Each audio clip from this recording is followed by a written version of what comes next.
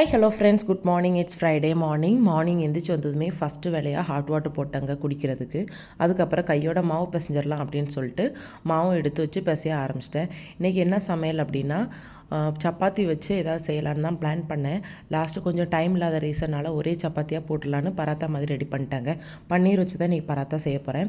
அதுக்கு பன்னீர் எடுத்து வெளியில் வச்சுருந்தேன். அது கொஞ்சம் கூலிங் போனதுமே ஃபுல்லாக கையால் உதுத்து அதில் சால்ட் அண்ட் பெப்பர் போட்டு பராத்தா மாதிரி தேய்ச்சி எடுத்துக்கிட்டாங்க. இதுதான் தம்பிக்கு கொடுக்க போகிறேன். இதுக்கு கொடுத்ததுக்கப்புறம் நான் போய் ஒரு பிளாக் காஃபி குடிச்சிட்டு வந்தேன். குடிச்சிட்டு வந்ததுக்கப்புறம் எங்களுக்கு ரெடி பண்ணிட்டாங்க.